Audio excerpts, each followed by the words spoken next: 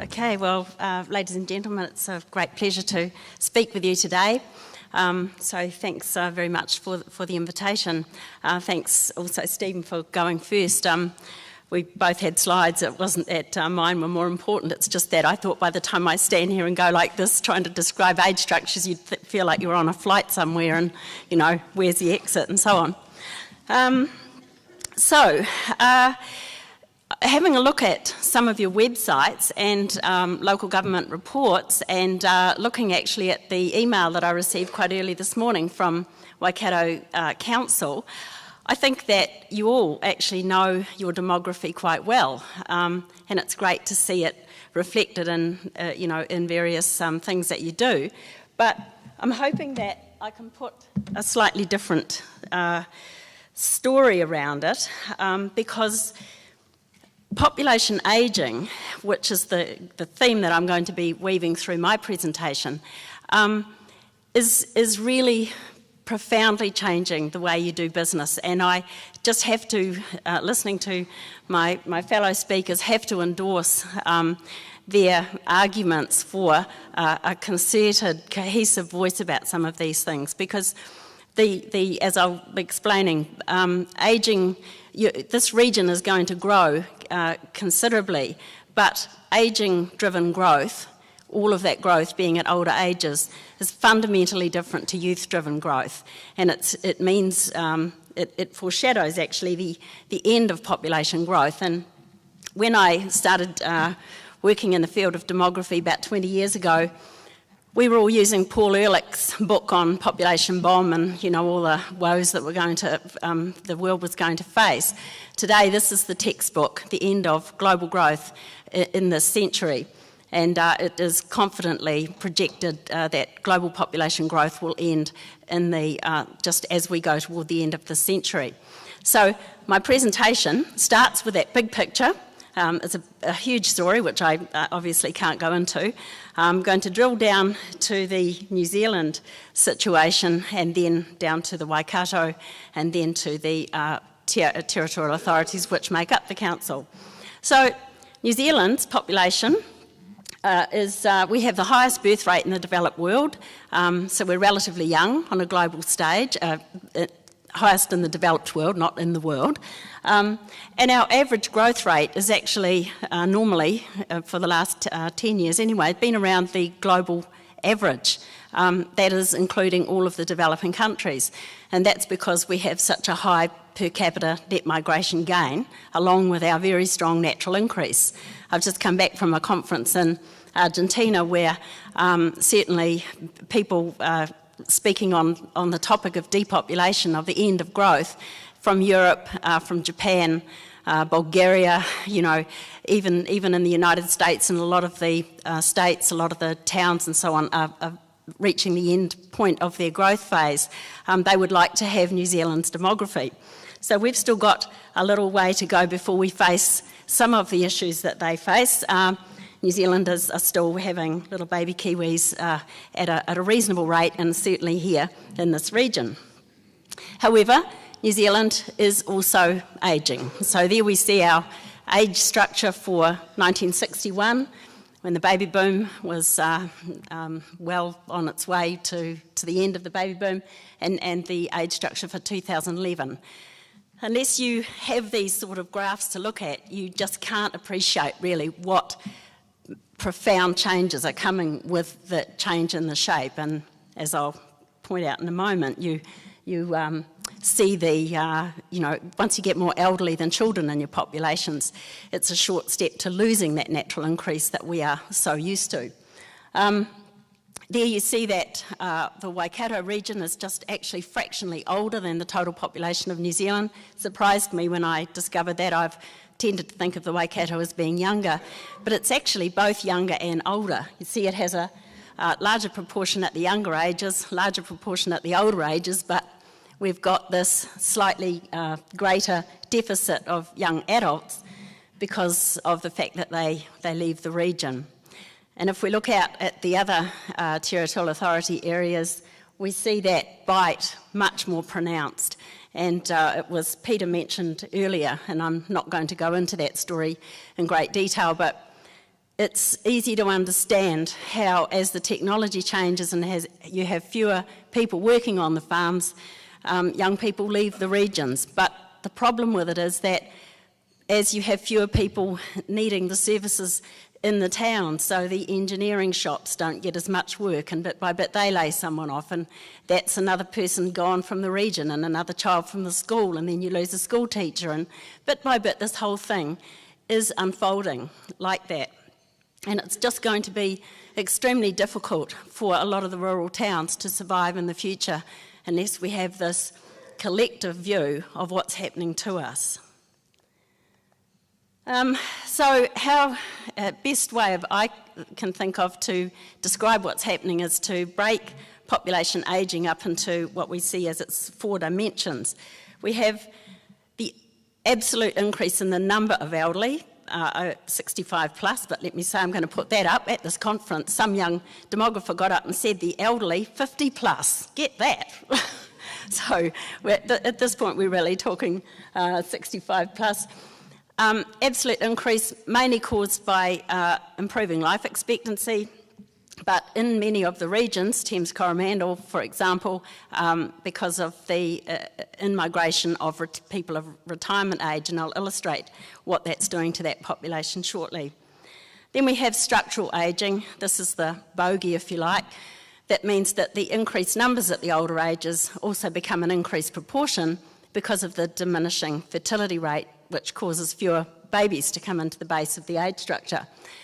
In our region, especially in a lot of the rural areas, it's also caused by the net loss of young adults, which hollows out the age structure over those ages and accelerates the population, the structural ageing. Now, the distinction is very important because the numerical ageing, absolutely guaranteed, 100% increase, 100% guaranteed. At least anybody that's going to be, 65 plus in 10 years' time is already 55 plus, and we know how many there are, and so on.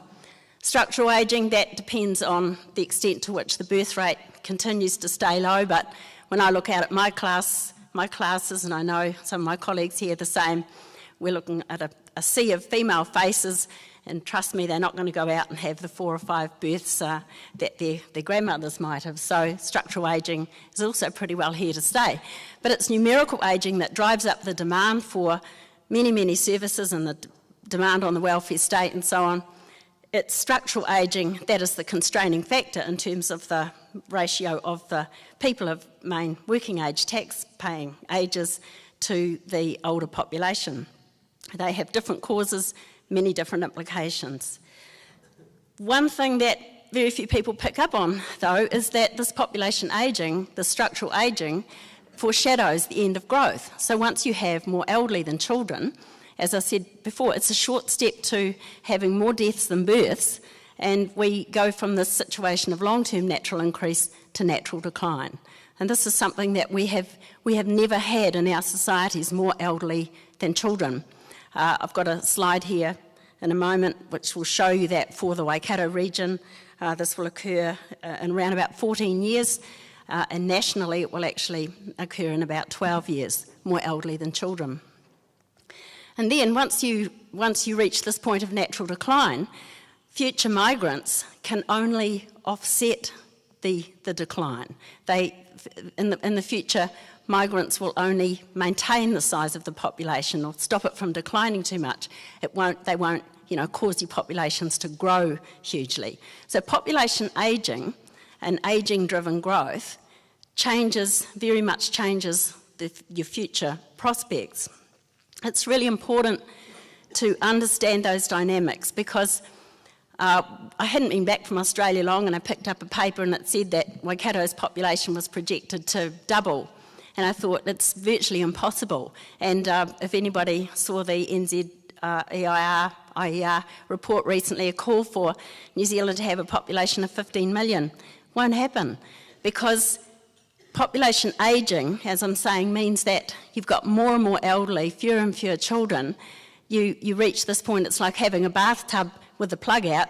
You're pouring migrants into it, but the base population is going down the plug hole, and so the population sort of has this internal momentum of decline that means that it can't keep growing. And that is hugely important for our regions. So Waikato population, total population over the next 20 years projected to grow by probably about 100,000. Now that's quite a lot, right? But it's nearly all at older ages. I think my next slide shows that. Between last year and 2021, so 10-year period, the population of the Waikato region projected to grow by about 7%, over the next 20 years to grow by around about 12%, but you see all of that growth at the older ages. Now a slide like that, each one of you should look at it and think, what does it mean for you? If I was, it's a little harder to talk about it, say, in the Waikato, where you've got such diversity out there in the territorial, other territorial areas. But if I was talking about that for, say, Melbourne, as I did once, and they were told that they were going to have another 1 million people, and they were told they should go and build a new peak hour transport system, I would say no. That doesn't suggest a new peak hour transport system. What it suggests is a transport system that will suit an elderly population, which will use transport at different times of day and go to different places and so on. So you know you can have graphs like that for your own towns, for your own regions, and they really can help you to plan effectively ahead. Let's just put some big numbers around those changes. My students love this slide because it says that 7% growth over the next 10 years for the Waikato region, 38% growth at 65 plus, all other age groups combined, only 2%. That's huge. That's a massive change in the ratio of young to old. Over the next 20 years, 80% growth at 65 plus, all other age groups combined, 2%. Now those ratios don't change much if I use the high projection. So as you saw on the previous slide, if the Waikato region was to go down the high assumption path as developed by Statistics New Zealand, the population would go over, about 530,000, but the ratio of young to old will be almost the same as those numbers there. So that's huge. It means we've got this massive shortfall in the numbers of young coming through, and it's really going to be hugely important in your areas to encourage people to understand that if they want to have workers in the future, they're going to have to play a role in trying to keep them there now. The sort of work that Dale Williams does so well it's hugely important for regions to understand what's coming at them with population ageing. This is another way that those were the percentages. Here we have the actual numbers, so you see basically no growth in any of those age groups. There's where your growth is. So if all of your growth, or virtually all of your growth, is at older ages, you have to, think about it and move away from just the size of your population, how big you're going to be in the future, or how small, to what is the population composition of your region. Here's this crossover. It doesn't mean that the numbers of children are going to diminish. We've got strong natural increase in the region. It will diminish, but it will still, we will still have plenty of kids around. But it's that massive growth, that 100% guaranteed growth that I mentioned before in the older population that causes this crossover. Never had this issue before. So the future is always unknown and different, but we can say with absolute certainty that, we don't even know what questions to ask yet because, we've just never faced more elderly than children in our region. So I just know it's going to have a huge impact on many councils, especially when they try to raise the revenue they need to fix the footpaths and take the power poles out of the footpaths so the older population can ride on toys up the footpath without breaking a femur or something. Huge diversity within the Waikato region. So there's the age structure for Matamata Piako, and in behind is the total New Zealand population, so for 2011, so you can see Matamata Piako has a massive loss of its youthful population. And the problem is, these young people who have gone, I'll get this lined up here, they are also the young mums and dads. So of course, even if you get a high birth rate per woman, you're not going to get many kids because you haven't got the sufficient numbers of parents to have them. Look at the comparison with Hamilton City, which is, of course, these are largely university students. Thames Coromandel, 23% already over the age of 65 and gaining rapidly. South Waikato, 14.6% over the age of 65, but you see quite different reasons. Whoops, I'm sorry, I'm having a problem here. This huge bite out of here of young people having left the South Waikato, but over here, these parts here, that's because of in-migration of people at retirement age. Has a huge implication for, as I said, rates. These people here are all going to want rates discounts, I imagine, but they also want the services. So I don't know how you get it across to them, but I think the most important thing is that very few people really understand out there, outside of you and us, understand this demography, and I think the best thing that you can do is put some of these age structures in your local papers and let them know, let them see what they actually look like. So as we go forward, what's going to happen, Bob Parker talked about this morning, the increasing share of the population that Auckland will have, so currently has about, is enjoying about half the population, the share of population growth. It's really going to be a case of Auckland and the rest. You see here over the next 20 years that Auckland's share of growth just keeps increasing, so that by the 2026 to 2031 period, Auckland will take 70% approximately of New Zealand's growth in that period. But you see down there that at least Waikato is still on the map. Bay of Plenty, I saw somebody from Bay of Plenty here before, you'll be pleased to know, but let me tell you, they're all old. And they want discounts. Wellington will grow a bit, and Canterbury, we assume. Now, of course, these are the previous set of population projections done by Stats New Zealand. I haven't updated them with their most recent ones, which came out a few weeks ago. But you can see that there's virtually no growth in the rest of the country. So often I talk with councils and mayors, and I've done so across many local government areas in Australia. And the question usually is, when will the growth resume? Why aren't we attracting people? Whatever. The growth that we had in the last century, and that we will still have for the first half of this century, was primarily, globally it was caused by getting infant and child mortality down, and the gap between the falling infant and child death rate and the birth rate. That's what caused the population to explode. It was a one-off thing. You know, it's not. We think that population growth's been going forever and it's going to keep growing forever. It's not. It was a special time. It lasted. It will have lasted, when it finishes, about 300 years for us in the developed world.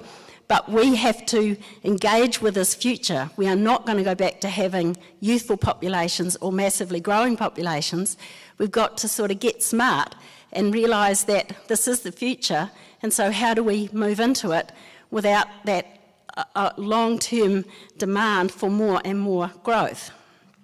I have a little more to say about that in a moment. Okay, so future growth will also be most uneven across the Waikato. Rather than go through all those figures, I've just highlighted the ones where you are actually facing continuing or projected continuing decline. Now, again, a lot of the time I find people think that if you just build a new swimming pool, a new velodrome or something, it will attract people to your area. The problem is, in this new world of slowing and ending growth, you're taking them from somewhere else. It's not that they're just not there in abundance anymore. So some of you might look there and think, well, okay, we can do something that can stop that. Well, you might put it off for a few years, but this is going to be the nature of the future. Ending of growth. At my conference in Argentina, I heard from my Japanese colleagues that 434 villages in Japan are to be closed in the next 5 years. 434 villages. In America, there's actually 2,800 small towns in jeopardy. And in future, as my colleagues tell me, it's going to come down to collective decisions about which towns will be kept going, that choices will increasingly be your town or my town. And, you know, it might sound preposterous to us at the moment, and when you talk about closing a town, it doesn't mean that people won't live there. It just means that they will know well in advance that you will not be able to provide the services that they expect in the future. So they'll choose to live in Morrinsville, like I do. Morrinsville probably going to keep growing because we're just, you know, a little satellite of Hamilton. But some towns and some areas, you won't be able to provide the services in the future. So it's a sobering picture. Well, on the one hand, you've got massive growth, 100,000 extra people in the Waikato. They're all going to be really in Hamilton City, Waipa and South Waikato District.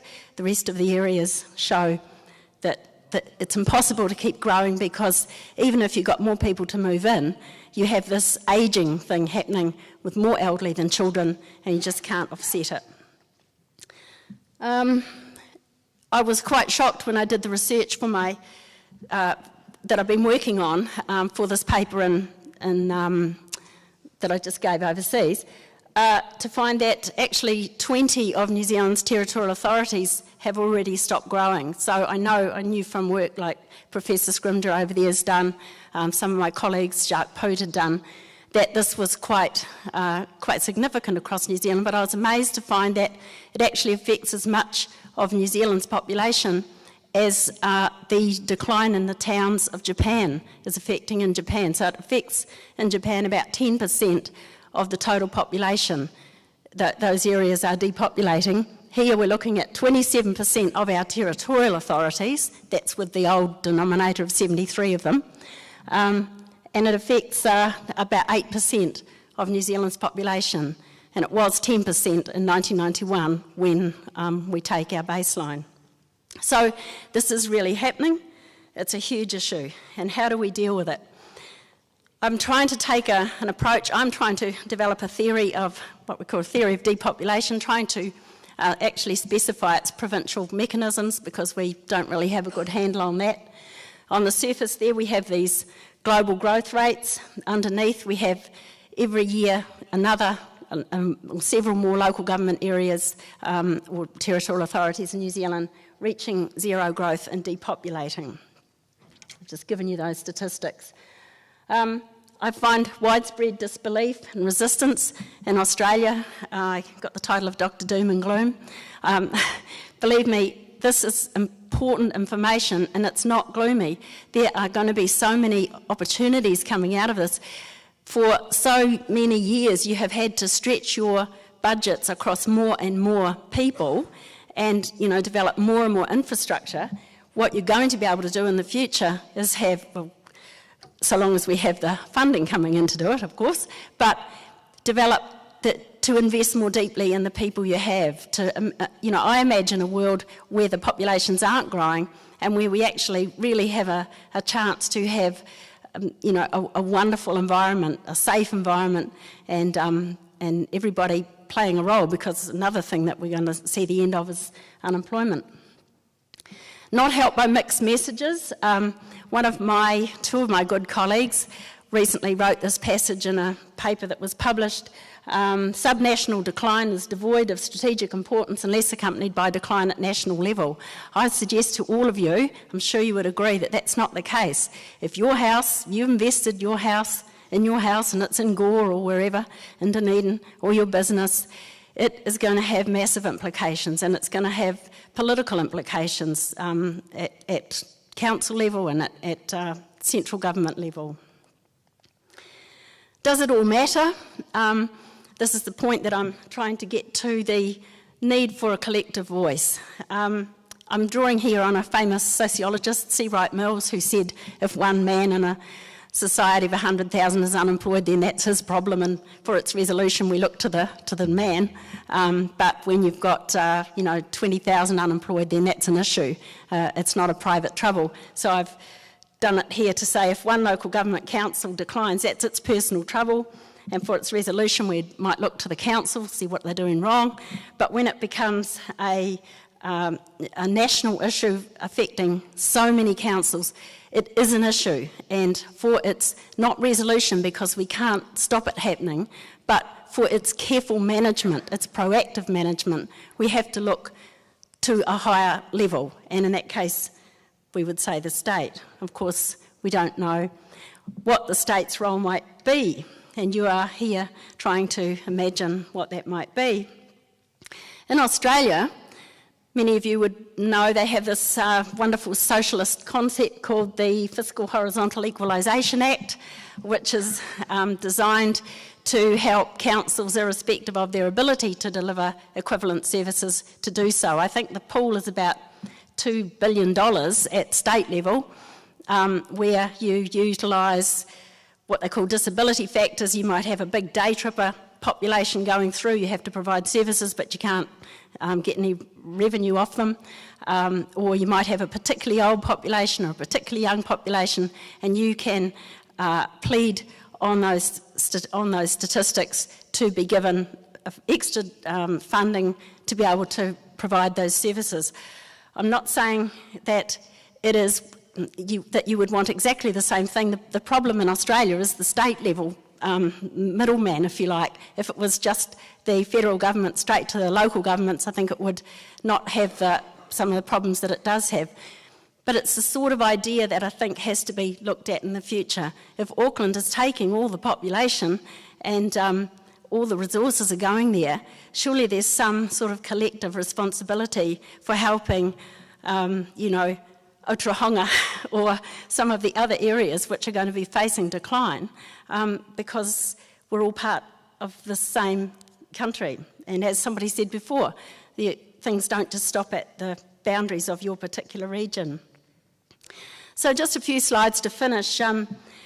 What I see, and I've been tracking this stuff for about 15 years, is that this ending of growth is a sequentially unfolding phenomenon with plenty of early warning signals. So before we see our total population reach the end of growth, and New Zealand probably won't until around the end of the century, we see our labour force, our working age population shrink. Before we have more deaths than births, we have more elderly than children. We also tend to see our reproductive age population fall below a certain level, around 20%. So we can actually use some of those indicators to track it. It's also, as you'll see from these slides, really about to hit in earnest. So if I use my indicator, labour market entry-exit ratio, that's the ratio of people aged 15 to 24 to those 55 to 64 in the so-called retirement zone, we see that in 1996, 7% of New Zealand's territorial authorities had fewer labour market entrants than exits. That is up to 36% of them in 2011, and it's going to double by 2016. That's because I want you to remember that slide that shows the increased numbers of people over the age of 65 to the rest of the population. That ratio, there's nothing we can do about it. It's happening and you've got to be ready for it, and your businesses and your towns will thank you if they know this in advance. Percentage of territorial authorities with more elderly than children. In 1996, not one of the 73 TAs had more elderly than children. In 2011, it was 15%.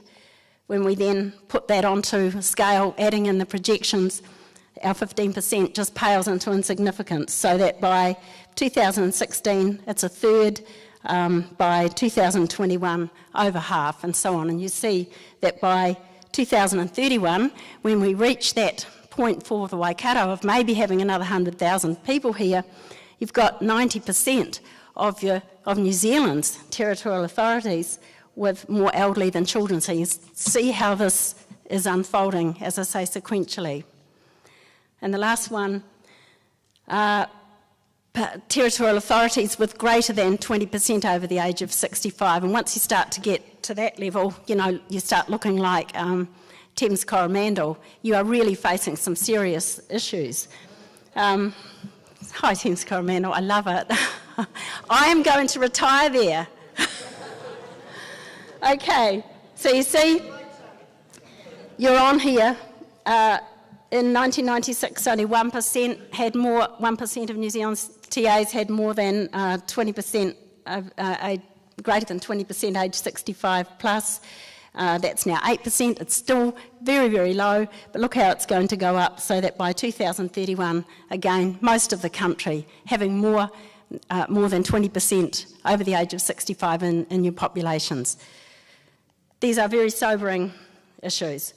We also have to, I need to slip on because I think we must be just about out of time, but one thing is we don't have all the answers. We still don't know what questions to ask, as I mentioned before.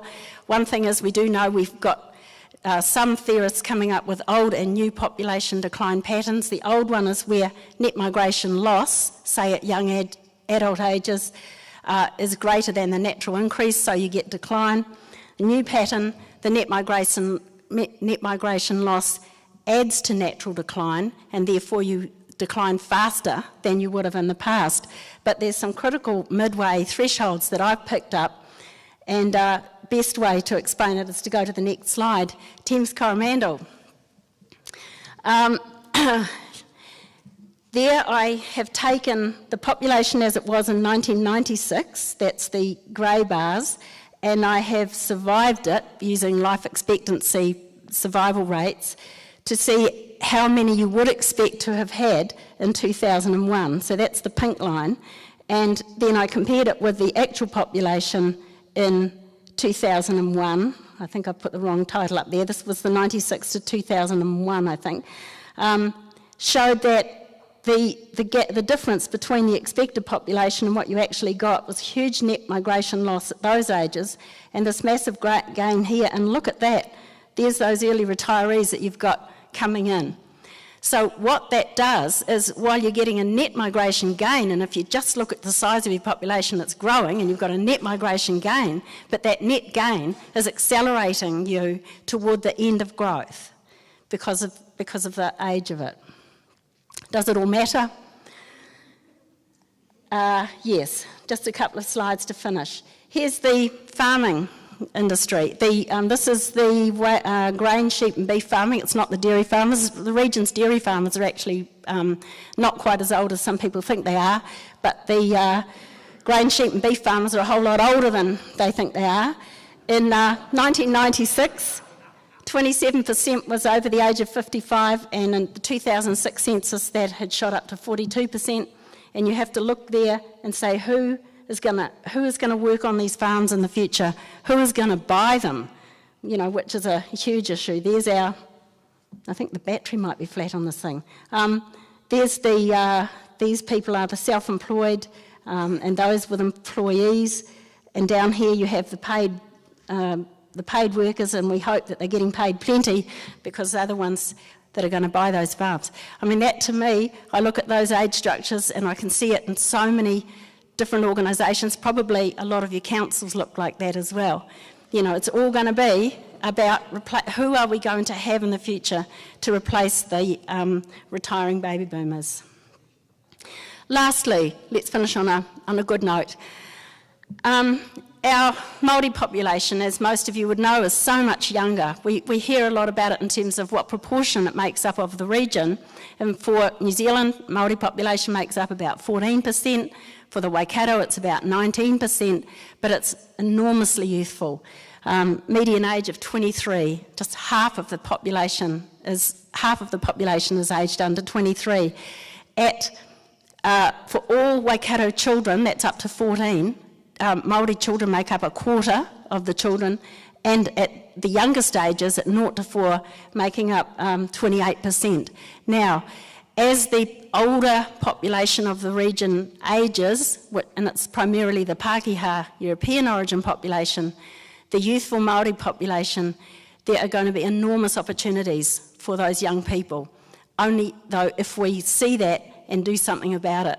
and I wrote a paper called the Collateral Māori and the Collateral Demographic Dividend. Collateral dividend it's a big story to go into about the demographic dividend, but as their population goes through its demographic transition, that youthful population moves up into the working ages, and the young Māori will disproportionately comprise the region's labour force of the future, and it's incumbent on us to ensure that they have the skills and the support that they need.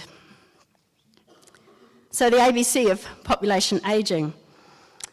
Accept. I've found it quite difficult to sometimes get people to understand. That's why I do the big retrospective thing. This is what's been happening. It's not just what's going to happen in the future. It is coming to a local area near you. You can keep your local constituency apprised of its demography and the related challenges and opportunities. It is so important that people understand and actually have a say in how they want their community to be in the future, faced with the challenges that you're going to be dealing with. B is buffer. United Nations in 2000 put out a great publication called Replacement Migration, in which they said that our populations will never get young again, that the number of migrants that we would need to offset population ageing is impossible to deliver. Migrants also grow old and so on, and these days they tend to have fewer kids, so they don't replace themselves. They said that you must go in, especially important I would think for councils, revisit all your policies and the principles on which they're based, because mostly you develop those policies when you had the baby boom, youthful populations, growing populations. That is gone, and you must absolutely revisit the way you do business. So I mentioned before from my colleagues working on Japan, where population decline is now extant across the whole country, they say that the range of options facing you in the future will increasingly narrow down to just which regions or which towns will be able to be supported. Now we're probably here 40 or 50 years out from that, but you have to be aware of it because it's not going to change. And the sort of infrastructure that you might build, might be redundant before its use by date and so on. Amalgamation, I've heard that word around. It's actually a B word, a buffer word, and it doesn't necessarily mean a great big super Waikato, and it's something that I'm not qualified to really speak on, but surely there must be areas that you can share services, amalgamate certain functions and so on. I would leave that to you to work out. Your local trouble, if your population isn't growing, it's not something you're doing wrong, it is a national issue and it's a global issue. I think probably time to look at, I felt the Fiscal Equalisation Act of Australia was a great thing. I was surprised that some councils had a problem with it, but I figured out in the end it was because some councils were getting extra money for having a higher proportion than the estate average over the age of 65, when in fact they had a younger state and others were older, and they were, it was like having your own poverty line. So it's just about how you work this thing out. But it is about having collective responsibility for this future that we're going into. And celebrate. We know this is coming, and I heard Bob say there's just two issues, environment and terrorism, and he talked about, concerns with tsunamis and things like that. This population ageing is like a tsunami. It's coming at us, but we've got a long lead time, and you can start working on those policies and driving it now rather than having it overwhelm you. It will certainly have many advantages, and I mentioned one of them, the end of unemployment in our regions. And I did a rather quick analysis recently, and I found that the faster the ratio of labour market entrance to exit had fallen, so had the unemployment rate. And I checked this out with my German colleagues the other day at my conference, and they said that is exactly the case. In the older regions, you have very little unemployment because there's just not enough young people to go around. So there's good things to look forward to. I think it's all about collaboration. We'll be able to protect our environment once we don't have so many people working around on it. And we can shift from that capital widening that we've had to do for all of these 300 years while we've been growing to capital deepening. I'm not sure how we get the money to actually do it because the growth paradigm is so, the economic growth and population growth thing is so interconnected, but perhaps you'll get someone like Professor Scrimger to speak to you on that next time. Thank you.